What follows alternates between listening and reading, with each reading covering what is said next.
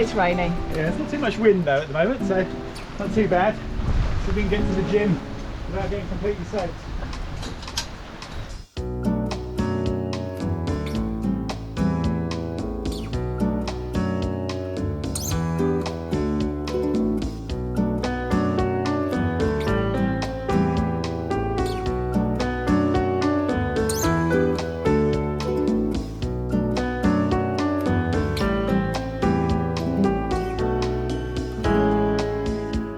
Hello and welcome to the inside of Fair Isle, where we've been spending quite a bit of time because the weather has been wintry.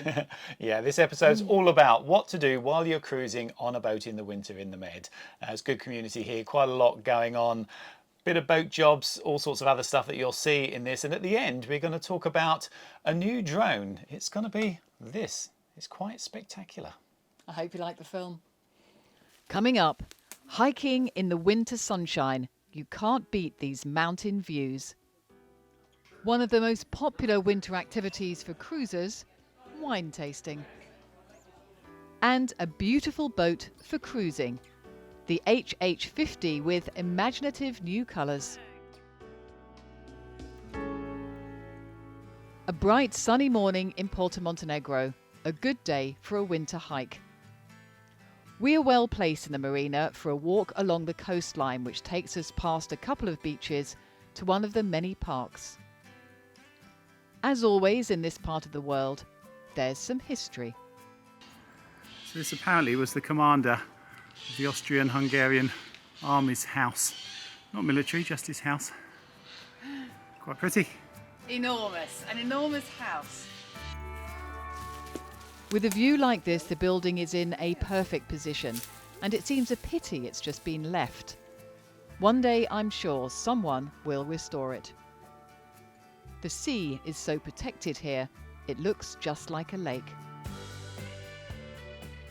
There's wild orange trees growing by the roadside, and I can't resist a bit of scrumping. Ooh, nice one. And then we reach our destination. A small church on the hillside. Here it is, the Catholic Church of St. Peter. There are many little chapels round here, but this one is particularly pretty, with the classic style of 3 bells, which are rung only when the church is open. Not today. So instead, I learn an important lesson about stealing oranges. Ooh. Oh my goodness, that's sharp. Oh. Is it really that sharp? Yeah. Mine was a bit tart. Yeah. But it wasn't sort of lemon sharp. No, worse. I can eat lemon. That's why no one was scrumping them then. Well, can you make marmalade out of them? Yeah, I should think so. Thick skin. I think they're probably Seville oranges, aren't they? Yeah. The place that is always open is the cemetery. It's colourful and well kept, and whole families are laid to rest here. What are you doing out, Mr. Goat? Sure you're not supposed to be out, are you? No. No, I think he's escaped. There must be a hole somewhere. He escaped through a hole. I haven't got anything for you, I'm sorry. You're eating it. They'd lovely orange for you. I'm not sure even he would have liked that orange. We make our way back to the boat just as the sun is setting.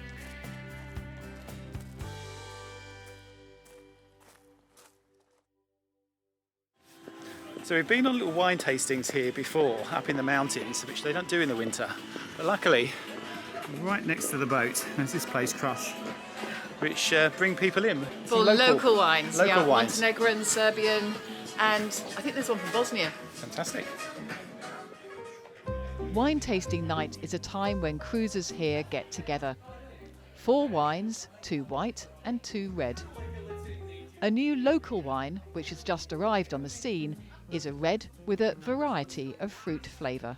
It's like domestic, the big pomegranate. When it's overripe, this is how it smells. But you're on the same point. So, plum, red cherries, and blueberries. Like, it's an abundance of it. Red cherries are found in local reds, only looking west from Skadar Lake. And there's a reason to it. To the eastern side of Skyler Lake, there's 0 cherries, red or black.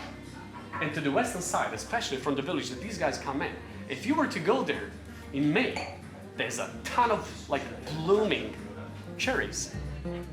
There is an amazing array of local wines here, most from small vineyards up in the mountains.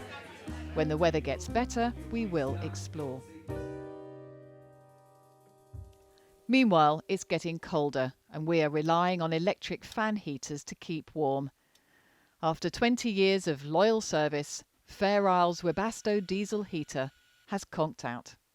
The good thing is, though, that 9 times out of 10, a dead diesel heater will be down to one of 2 things. The nozzle that produces the fuel mist or the electrodes. They tend to get gummed up. You can clean them, but I have new ones and it's an easy job to fit them. There's a special jig to line up the electrodes. So pretty easy job. It's always a difficulty though of doing stuff on a boat. There's always something that's going to make life a little bit more tricky, and on this occasion it was this. That little lug that's cracked off here. Luckily I don't have to worry about that too much because you can pivot it either side, and I'm just going to pivot it the other side so there won't be any strain on that one. I've just glued it back in so there's not a hole in it, but this thing doesn't really seal in there. It's not supposed to be airtight, so I think this should be fine. We'll put it back and see.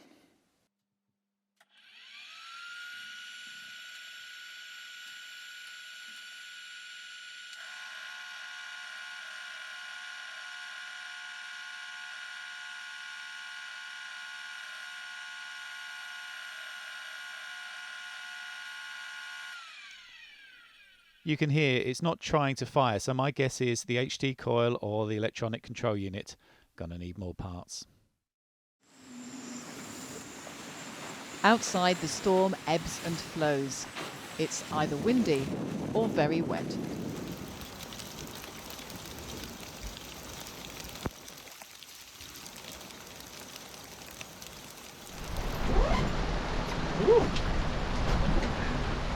It's raining. Yeah, it's not too much wind though at the moment, so not too bad. So we can get to the gym without getting completely soaked.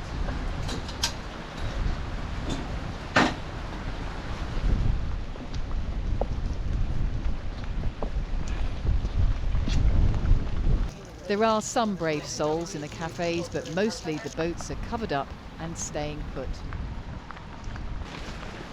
Now, keeping fit in the winter is always a little bit of a chore when the weather's like this, but here we've got a gym, and you do your gym, don't you? You like your gym? It's amazing. It's a really good gym. Really happy with the gym. I'm not going running in the rain. I'm not that hardcore. No, but you are normally pretty good. You do your running as well. I don't really do any of that stuff. I'm not into gyms that much. I do a bit of running. But here they've got a squash court, which is much more up my street. It is. It used to be. And we found some people that want to play. Yeah, it's been 30 years since I've played squash properly, so we'll see.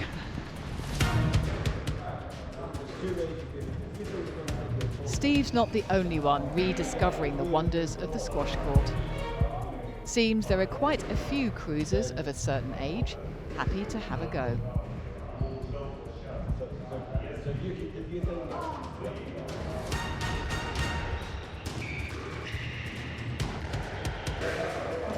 One last night.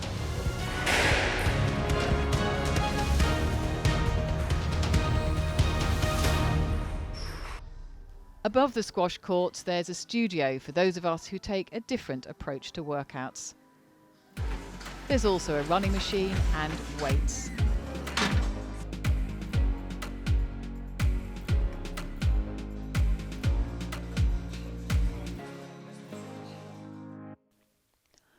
After the gym, there's another form of exercise we hadn't even thought of, looking for things that have fallen off boats in the storm. Even our underwater drone can't find the paracel that has sunk somewhere behind this catamaran. But our problems are as nothing compared to the marina staff. This is the scene last night.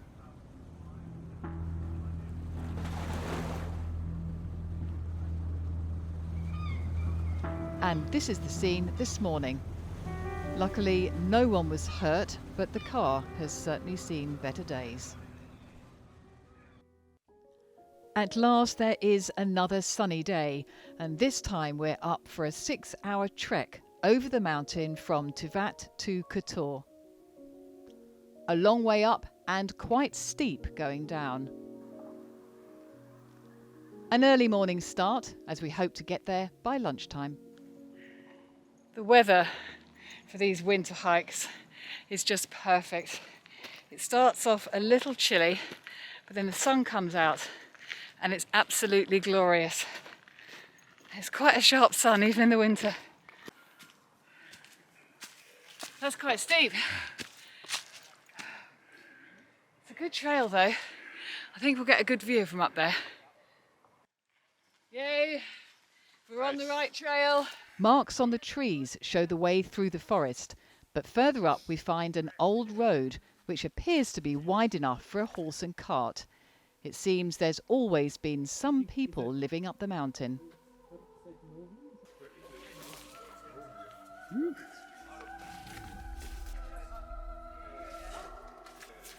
Very little church.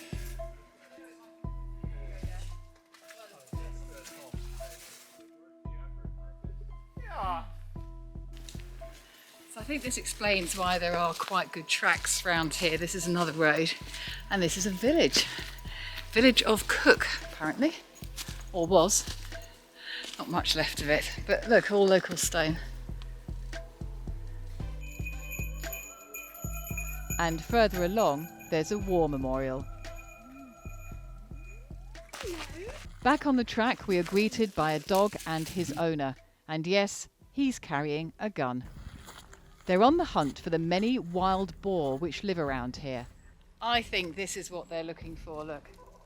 You've got the boar hoof marks here, along with the droppings. I think we're on the trail. We'll keep a lookout. We didn't find boar, but at the top of the mountain there's a farm, chickens and a couple of cows.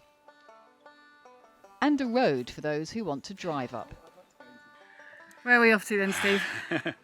Well, this is the top, so it's all downhill from here. But a very, very wiggly downhill. The path is windy, but it's worth it for the views.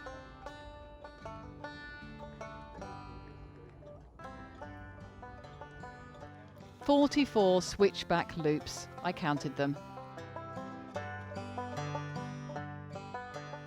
And just one boat in the bay taking advantage of this calm weather window. Let's hear it here for our friends on Golden Eye. At last we're back down in time for lunch and of course a local beer.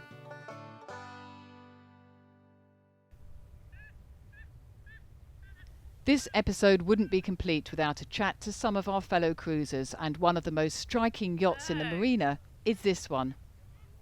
Lickerty is an HH50, similar to the one we saw at the Annapolis Boat Show, but with a difference. Lickerty is definitely a boat for cruising.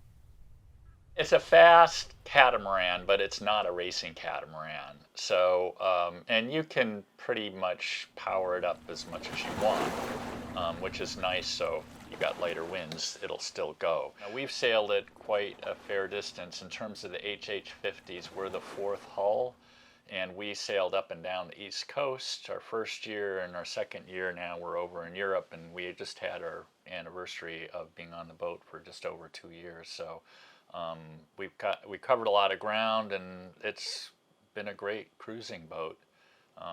Yeah, I say it's a cruising boat, not a racing boat. But she's a fast cruising boat. Yeah. So that means you can be the first one in the port if you want to be. And also you can plan. You can actually say, I can go to that island or do that passage, and I don't have to have fantastic wind. Everyone's always surprised at us. We definitely want to have good wind, but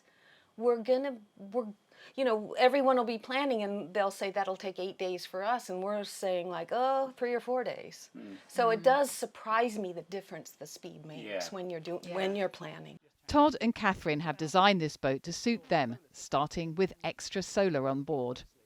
This has got to be the nicest, neatest solar package I've ever seen. I mean, it's just perfect, isn't it? The way it's gone on there. That's really nicely done.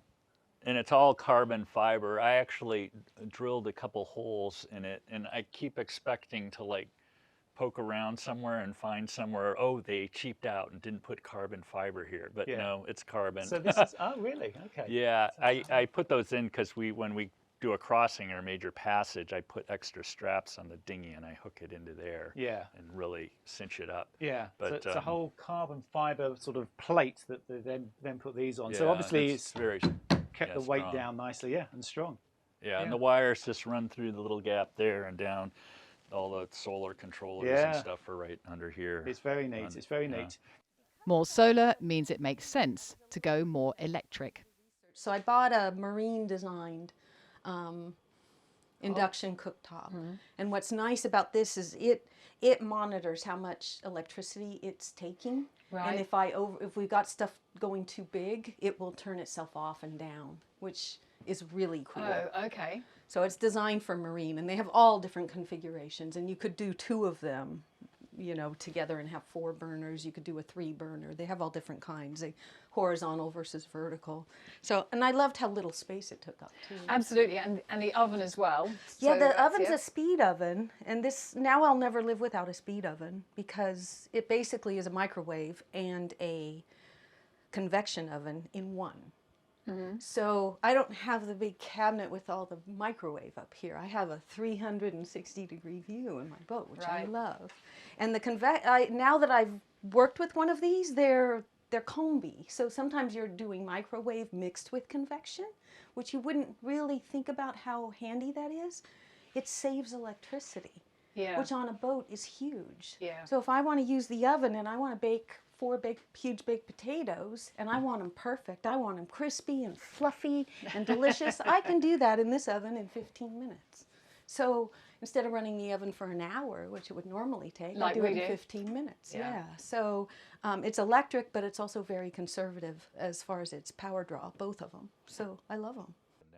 On deck, everything is also carbon fibre, including the dagger boards.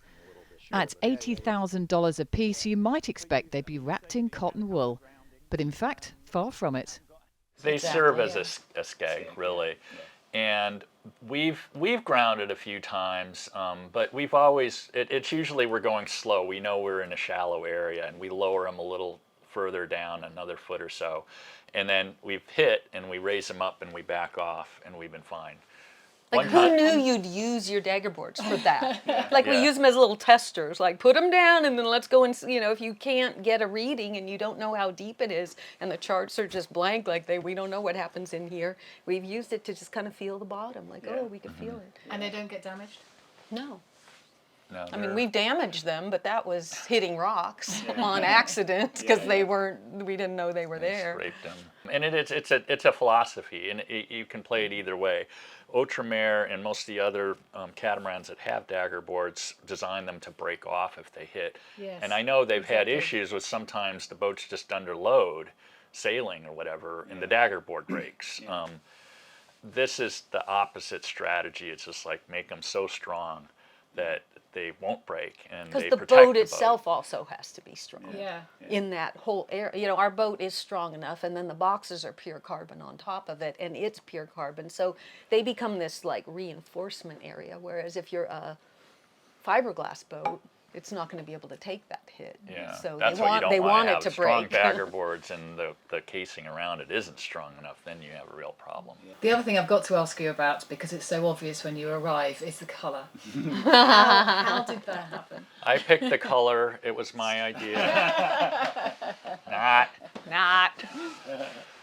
He allowed me to pick the colors without arguing about it. It's lovely. Thank you. I don't know what they thought. Melvin and Morelli, those guys were really pushing us to do hot pink. And they one of the 60 #1 is going to be a hot pink. So she's coming to Europe very soon. And that is a boat to look at. Okay. And I can't wait to see that boat. Yeah, hot pink. That sounds quite intriguing. I look forward to seeing that boat. Yeah, I do like their shade of green though. I mean, Yeah, it's lovely. It's nice to have that. It's nice not to have just white yachts everywhere. So, you know, it's about time I think people came up with some nice colours for stuff. So yeah, it is a great boat. I mean, it was really nice to see a version of that boat that's being used properly. It's been used for 2 years now as a cruising boat, because you know, when the one we saw at the Annapolis boat show, you know, you do sort of come away thinking, oh, this is a racing boat. And you know, when you've got people that have used it in that mode, you can sort of see it now. You can see it much better. You know, something like that. Yeah, and there are lots of different boats here being used for cruising. So monohulls, catamarans, obviously the most motorboats obvious. as well. Yep, you might actually have a motorboats. chat with some people that have got a very big motorboat that they're planning on doing some big trips on. So that's going to be an interesting one. It is. And also, because of all this rain, we have now got some snow. Hurrah! So hopefully next week we will be able to get out and go skiing. You can see it in the mountains there, and it's still coming down now. It's getting a little bit colder. We are surviving with our heaters here, just our fan heaters. Judy's going to do a brief visit back to the UK next month, so we're hoping, but I think we're going to have to send the unit back, the Webasto, with her there, or at least part of it. I'm going to talk to some people there about trying to get that done, because it is nicer to have that sort of central heating that you get when you've got the diesel thing going. And quite a few people around here have got a Webasto, so it is quite a popular form of heating, isn't it, for boats, both on monohulls, catamarans. Yeah, it's either Iberspatch or Webasto really for all these sorts of boats, and you do need it during the winter here, because it's good. It heats the water as well. So we promised to talk about this as well. Now this, believe it or not, this is called the Power Egg, and I haven't actually flown it yet. We've just got it because I've had problems with our DJI drone. I had one that ditched, bought a new one. The firmware didn't work. It's been a real palaver. I have to say that the customer service from DJI is appalling. They wanted to repair a brand new drone that's never been flown. So I don't know what to do with that, but I'm switching out of that. I'm not going to have DJI drones anymore. This looks like a brilliant drone, partly because it's waterproof. Hurrah! Might not lose another drone to the ocean, because it all comes apart, has legs that go on, has floats, has a big case that goes over it.